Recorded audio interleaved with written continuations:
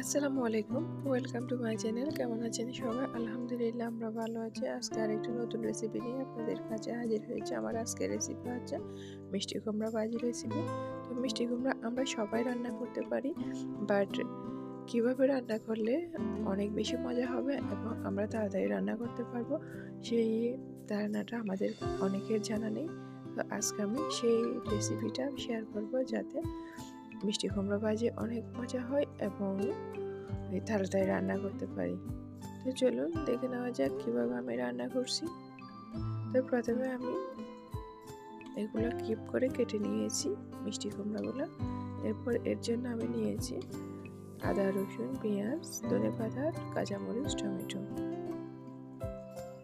এখন আমি চুলায় একটা পাতিল বসাই দিচ্ছি। পাতিলের মধ্যে আমি পেঁয়াজ, রসুন এবং আদা আর কাঁচামরিচ তিনটা একসাথে দিয়ে ভালো করে আমি ফ্রাই করে নিচ্ছি কাঁচা গন্ধ চলে যাওয়ার জন্য। এখন পেঁয়াজ, রসুন, আদা সবগুলো ফ্রাই করে নেওয়া হয়েছে, এগুলো নরম হয়ে আসছে। এখন এর মধ্যে আমি শুকনো মশলাগুলো অ্যাড করে দিচ্ছি। প্রথমে আমি হলুদের গুঁড়া দিয়ে দিচ্ছি, এর সাথে দিয়ে দিব 1 টিস্পুন জিরা পাউডার, 1 টিস্পুন ধনিয়া পাউডার, 1 টিস্পুন মরিচের গুঁড়া এবং 1 টিস্পুন একটা হাতে বানানো মশলা, যেটা আমি আপনাদেরকে বলেছি আমার চ্যানেলের মধ্যে আছে। সেই মশলাটা আপনারা দেখে আসতে পারেন, ওখান থেকে আমি 1 টিস্পুন দিয়েছি। এখন আমি সব মশলা দিয়ে একটু পানি অ্যাড করে দিয়েছি যাতে মশলাটা পুড়ে না যায় এবং এখন নেড়ে চেড়ে আমি একটু কষাই নিব যতক্ষণ না তেলটা উপরে উঠে আসতেছে। তেলটা উপরে উঠে আসলে তারপর কেটে রাখা টমেটো দিয়ে দিব। টমেটো আমি বেশি ইউজ করব না, কারণ টক হয়ে গেলে মিষ্টি কুমড়া খেতে ভালো লাগবে না, সেজন্য আমি 2 পিস টমেটো অ্যাড করব।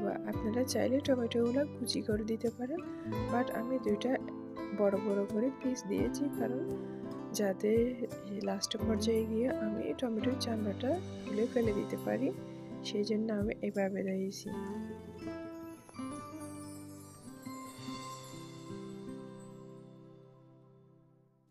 তো টমেটো দেওয়ার পর এখন এটা আমি ভালো করে কষাই নিব, আরও একটু ওয়েট করবো। এখন মশলাটা আপনারা দেখে বুঝতেছেন মনে হয় এখন পারফেক্ট হয়ে গেছে। এখন এর মধ্যে আমি মিষ্টি কুমড়াটা দিয়ে দিচ্ছি। মিষ্টি কুমড়া দিয়ে আমি ভালো করে নেড়ে চেড়ে দিব। এটা ইনস্ট্যান্ট দাঁড়িয়ে দেখে অনবরত নেড়ে চেড়ে রান্না করতে হবে, কারণ আমি এখনো পর্যন্ত কোনো পানি অ্যাড করে নেই আর এখনো পর্যন্ত কোনো পানি অ্যাড করবো না। লাস্ট পর্যায়ে গিয়ে আমি আধা কাপ পরিমাণ পানি অ্যাড করবো। তো সেই জন্য একটু দাঁড়িয়ে থেকে মশলাটার সাথে মিষ্টি কুমড়াটা ভালো করে নেড়ে চেড়ে কুক করে নিতে হবে। এই পর্যায়ে চুলার মিডিয়াম টু লো হিটে রেখে রান্না করতে হবে। হাই হিটে রান্না করলে এটা পুড়ে যাবে। তো এখন এটা আমি ডেকে দিয়েছি, দেখে আমি 5 মিনিট রান্না করেছি। 5 মিনিট পর আমি এটা আবারও একটু নেড়ে চেড়ে দিচ্ছি। আপনারা বাসায় এইভাবে রান্না করেন মিষ্টি কুমড়া। আমি মনে করি এভাবে রান্না করলে যারা মিষ্টি কুমড়া খেতে পছন্দ করে না তারাও অনেক পছন্দ করবে। এইরকম মিষ্টি কুমড়া ভাজিটা অনেক মজার হয়। তো এখন আমি মিষ্টি কুমড়া ভাজির মধ্যে আধা কাপ পরিমাণ পানি অ্যাড করে দিয়েছি। পানি অ্যাড করে দিয়ে আমি নেড়ে চেড়ে আবারও একটু ডেকে রান্না করে নেব 2 মিনিটের জন্য।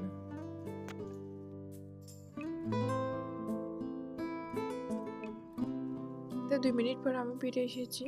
মিষ্টি কুমড়াটা পারফেক্টভাবে রান্না হয়ে গেছে। এর মধ্যে আমি ধনিয়া পাতা ছিটিয়ে দিচ্ছি এবং একটু নেড়ে চেড়ে দিব আর লবণটা চেক করে নেব। লবণটা আমি প্রথমে রান্নার শুরুতে দিয়ে দিয়েছি। এখন মিষ্টি কুমড়াটা ডেকে দিয়ে আমি চুলা অফ করে দিব। তো এখন মিষ্টি কুমড়া ফাইনাল লুক আপনাদের সামনে নিয়ে এসেছি। দেখলেন তো মিষ্টি কুমড়াটা কতটা ইজি রান্না করতে এবং এটা খেতেও অনেক মজা। তো আপনারা বাসায় অবশ্যই এভাবে রান্না করবেন। এই রেসিপিটা ফলো করে আশা করি যারা পছন্দ করে না তারাও পছন্দ করবে। তো আজকের আমার রেসিপিটা আপনাদের কেমন লেগেছে কমেন্ট করে জানাবেন। সবাই ভালো থাকবেন, সুস্থ থাকবেন। আসসালামু আলাইকুম।